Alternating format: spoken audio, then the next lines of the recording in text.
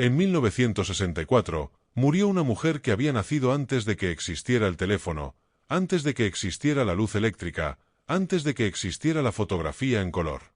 Tenía más de 100 años. Y durante las últimas décadas de su vida, intentó contarle algo a su familia. Algo sobre el mundo que había conocido de niña. Algo que no coincidía con ningún libro de historia. Su familia la escuchaba. Asentía. Y luego cambiaba el tema. Porque lo que describía no tenía sentido. No en el mundo que ellos conocían. En los sótanos de la Biblioteca del Congreso de los Estados Unidos existe una colección que muy poca gente ha leído completa. Son 2.900 documentos mecanografiados y escritos a mano. Entrevistas realizadas entre 1936 y 1940 por escritores contratados por el gobierno federal, enviados a 24 estados con una sola instrucción: registrar las memorias de los estadounidenses más ancianos antes de que desaparecieran para siempre. El programa se llamó Federal Writers Project. Fue una rama del New Deal de Roosevelt. Empleó a periodistas, novelistas e investigadores que habían quedado sin trabajo durante la Gran Depresión. Recogieron 2.900 historias de vida. Luego las archivaron. Y durante casi 40 años, nadie las leyó con atención. Pero lo que esos documentos contienen no es simplemente historia oral. Es el último registro directo de estadounidenses que vivieron en un mundo completamente diferente al nuestro. Un mundo anterior a 1870. Un mundo del que casi no quedan huellas. Y cuando se examinan esos testimonios con cuidado, aparecen detalles que la historia oficial nunca ha explicado del todo. Para entender por qué esto importa, hay que hacer un cálculo simple. Un estadounidense nacido en 1855 que viviera hasta los 85 años, algo no extraordinario para la época, habría muerto en 1940. Eso significa que estaba vivo, hablando, recordando, cuando los escritores del gobierno llamaron a su puerta. Habría sido niño durante la década de 1860. Habría presenciado la transición más dramática de la historia estadounidense. No gradualmente, no a lo largo de siglos, sino dentro de una sola vida humana. Y sus nietos, nacidos en los años 20 y 30, escucharon esas historias de primera mano. Esos nietos son la última generación que lleva la historia oral del mundo antiguo. Y están casi todos muertos. Mary Kelly nació en 1851 en Southfield, Michigan. Vivió 113 años y murió en 1964. Estuvo viva antes de la Guerra Civil y sobrevivió lo suficiente para ver televisores en cada hogar estadounidense. Maggie Barnes nació a principios de la década de 1880, hija de una mujer que había sido esclavizada, y vivió hasta aproximadamente 1998 en Carolina del Norte. Estos no eran casos extraordinarios. Los investigadores del grupo Gerontology Research han verificado la existencia de 16 supercentenarios nacidos solo en la década de 1850. Decenas más vivieron más allá de los 100 años. Cientos llegaron a los 90. Una generación entera de testigos cuyos recuerdos abarcaban dos mundos completamente distintos. El gobierno tuvo la oportunidad de registrar a todos ellos. Registró a 2.900. Luego detuvo el programa. El Federal Writers Project fue desfinanciado en 1939, después de audiencias en el Congreso que transfirieron el control a los estados y lo cerraron efectivamente. Las entrevistas fueron empaquetadas en cajas. No se publicaron en ningún formato accesible hasta la década de 1970. 30 años de silencio alrededor del último testimonio directo de estadounidenses que recordaban lo que existía antes. ¿Antes de qué, exactamente? Esa es la pregunta que los documentos nunca terminan de responder. Y es también la pregunta que esas ancianas, en cada condado de América, en cada cocina, en cada porche, intentaban responder cuando sus familias las visitaban. Hay un detalle que aparece repetidamente en los testimonios del Federal Writers Project y que los historiadores rara vez mencionan. Los ancianos entrevistados describían edificios. No como curiosidades arquitectónicas. Los describían como parte de su paisaje cotidiano de infancia. Edificios de proporciones que ya no existían a su alrededor. Estructuras con puertas más altas de lo necesario, techos que no correspondían a la escala humana, materiales de construcción que nadie sabía ya cómo producir. Un entrevistado de Ohio, nacido en 1858, describió el ayuntamiento de su ciudad natal como un edificio que ya estaba viejo cuando mi abuelo era joven. Pero los registros oficiales de esa ciudad indicaban que el edificio había sido construido en 1871. ¿Quién tenía razón? ¿El hombre que lo había visto con sus propios ojos durante décadas? ¿O los registros que alguien había archivado años después? Este tipo de discrepancia no es aislada. Aparece en docenas de los 2.900 documentos. Edificios descritos como antiguos que los registros oficiales presentan como recién construidos. Tecnologías descritas como desaparecidas que supuestamente nunca habían existido. Conocimientos sobre materiales y construcción que los ancianos afirmaban que todo el mundo sabía pero que ya nadie conocía en los años 30. No son pruebas de nada definitivo. Pero son preguntas que los archivos nunca responden completamente. El 8 de octubre de 1871 es una fecha que todo estadounidense aprende en la escuela. El gran incendio de Chicago. La vaca de la señora O'Leary. La ciudad de madera que ardió. Lo que casi nadie aprende es lo que ocurrió esa misma noche, a la misma hora, en 3 estados simultáneamente. En Pestigo, Wisconsin, una tormenta de fuego consumió la ciudad entera en aproximadamente 1 hora. Entre 1.500 y 2.500 personas murieron, convirtiendo este en el incendio forestal más mortífero de la historia estadounidense registrada. El fuego quemó 1,2 millones de acres. Los supervivientes describieron vientos suficientemente fuertes para levantar adultos del suelo. Llamas que se movían más rápido de lo que una persona podía correr. Un calor tan intenso que personas que cruzaban terreno abierto simplemente se encendían sin haber sido tocadas por fuego visible. El reverendo Peter Pernin, el sacerdote parroquial que sobrevivió sumergiéndose en el río Pestigo, publicó su testimonio ocular en 1874. Describió un fenómeno que no corresponde al comportamiento de ningún incendio forestal normal. El oxígeno disponible fue consumido tan rápidamente que personas sin ninguna quemadura visible fueron encontradas muertas, como si el propio aire hubiera sido eliminado. El fuego creó su propio sistema meteorológico. Un vórtice de viento sobrecalentado que se comportaba menos como un incendio forestal y más como una detonación que se expandía desde un punto central hacia el exterior.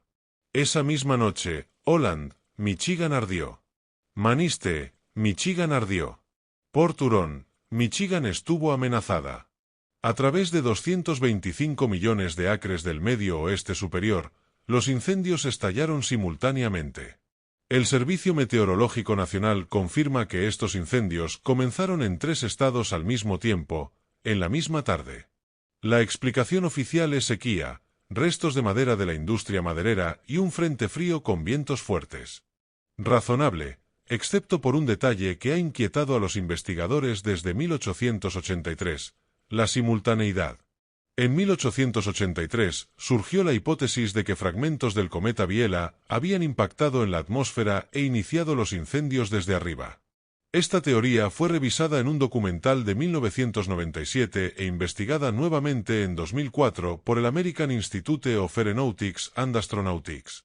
Los testigos en Chicago reportaron llamas azules ardiendo en sótanos, un color consistente con una combustión química inusual, no con incendios de madera.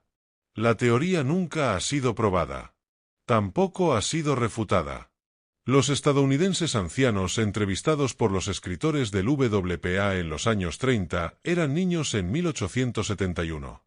Un hombre de 70 años entrevistado en 1938 tenía 3 años aquella noche. Un hombre de 80 años tenía 13, suficiente edad para haber visto el cielo volverse rojo. Suficiente edad para que sus padres le hubieran contado exactamente lo que había pasado.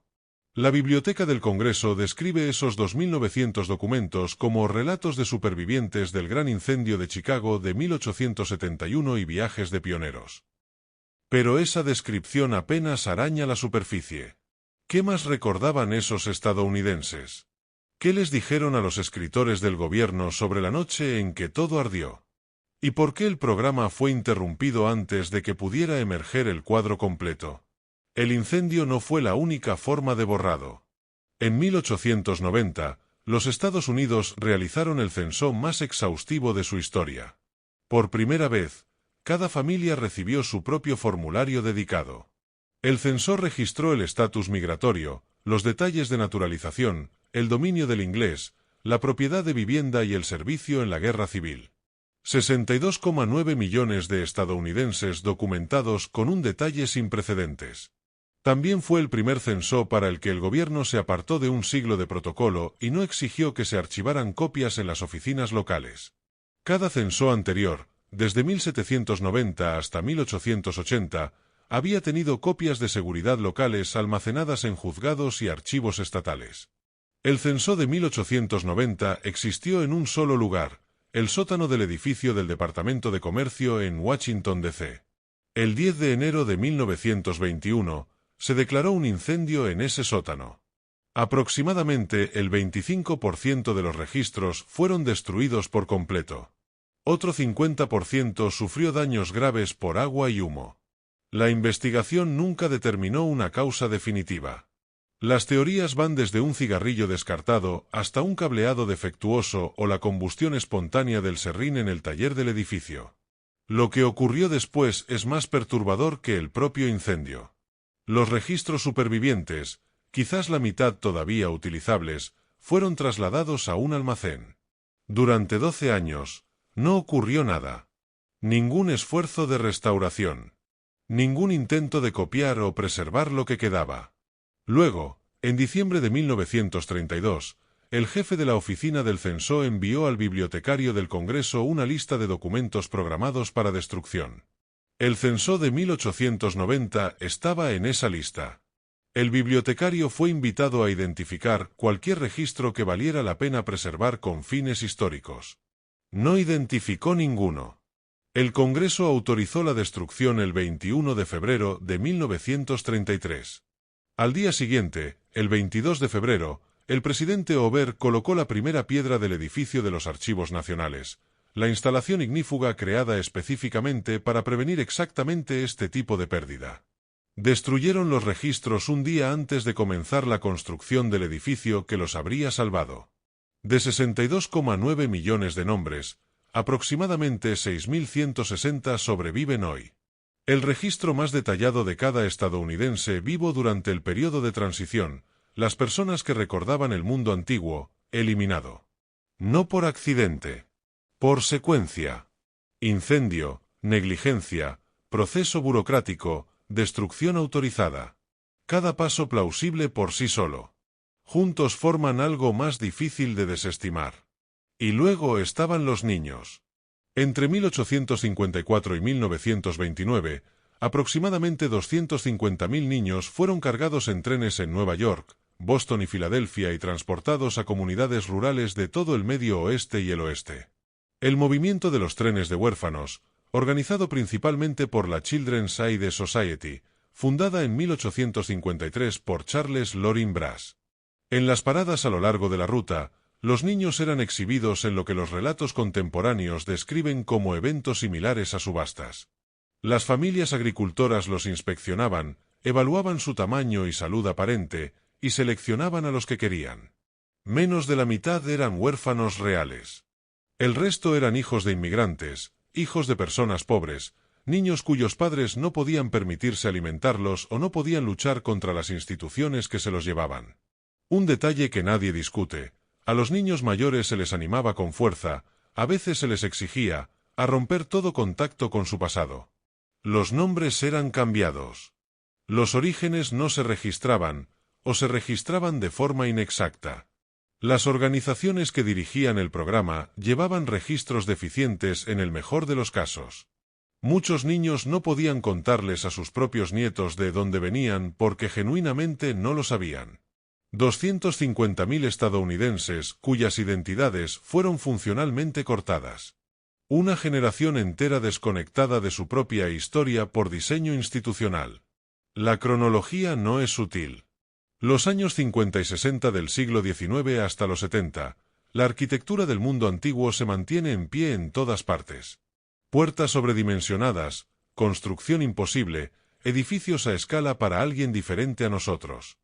1871.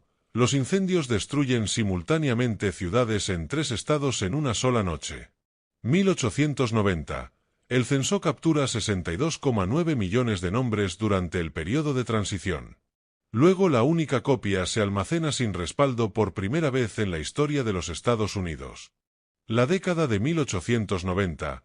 Las fotografías de gigantes dejan de aparecer. Los descubrimientos de esqueletos dejan de ser reportados. Los mapas son redibujados silenciosamente. 1893. La Ciudad Blanca de Chicago es construida, exhibida y demolida. Los trenes de huérfanos terminan de reubicar a 250,000 de niños con identidades cortadas. 1921. El incendio daña el censo.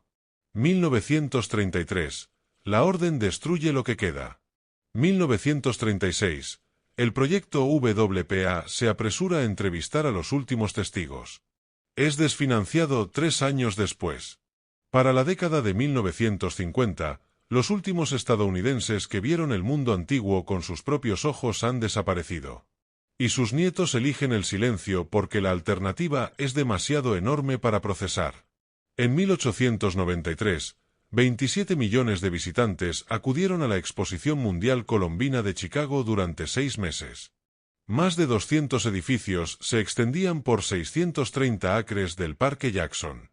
La Ciudad Blanca. La historia oficial nos dice que estas enormes estructuras neoclásicas, enormes cúpulas que rivalzan con las catedrales europeas, columnas y detalles escultóricos tan precisos como los de la Roma antigua, fueron construidas en menos de 2 años a partir de una mezcla de yeso, cemento y fibra de yute. Marcos de madera construidos con equipos tirados por caballos, herramientas manuales y trabajo manual. Sin grúas, sin bulldozers, sin tecnología de construcción moderna. 200 edificios en 630 acres en menos de 24 meses. Y luego, tras 6 meses de exhibición, casi todas las estructuras fueron demolidas. El único edificio importante que sobrevivió es el Palacio de Bellas Artes, ahora el Museo de Ciencia e Industria, preservado porque había sido construido a prueba de incendios para proteger las colecciones de arte en su interior. Todo lo demás fue derribado o quemado. Este patrón se repitió. París, 1889. Búfalo, 1901. San Luis, 1904. San Francisco, 1915. Construir estructuras magníficas de escala y detalle imposibles. Exhibirlas brevemente. Destruirlas por completo, cada vez. Los estadounidenses ancianos entrevistados en los años 30 recordaban la Ciudad Blanca. Algunos la habían visitado de niños o de jóvenes adultos. Caminaron por esos edificios y vieron algo que no se parecía en nada a la América que se construía a su alrededor. Algo más antiguo. Algo más grandioso. Algo que se sentía menos como una exposición temporal y más como una ciudad que siempre había estado allí. Y luego desapareció. Había una mujer, tenía que haberla habido, en cada condado de América a principios de los años 50. Una mujer nacida a finales de los años 50 del siglo XIX, que vivía más allá de los 90 años, sentada en una casa rodeada de nietos que habían crecido escuchando sus historias. Historias sobre edificios que ya eran antiguos cuando ella era joven, pero que los libros de texto afirmaban que habían sido construidos apenas años antes. Historias sobre la noche en que el cielo se volvió rojo en 3 estados. Historias sobre trenes llenos de niños que iban hacia el oeste sin nombres, sin familias, sin pasado. Historias sobre un mundo que funcionaba de manera diferente a todo lo que sus nietos veían a su alrededor. Un mundo de proporciones diferentes, arquitectura diferente, conocimientos diferentes. Y cuando intentaba contárselas, cuando describía lo que recordaba, ellos asentían con educación y cambiaban el tema. Porque sus recuerdos no coincidían con los libros de texto. Y en la América de los años 50, los libros de texto siempre ganaban. Mary Kelly murió en 1964. Había nacido en 1851. Tenía 113 años. Durante más de 6 décadas, vivió en un mundo que no reconocía como el suyo. Un mundo que había reemplazado al que ella había conocido. Un mundo que insistía en que el suyo nunca había existido de la manera en que ella lo recordaba. Sus últimas palabras a su familia no están registradas en ningún archivo oficial. No hay transcripción. No hay grabación.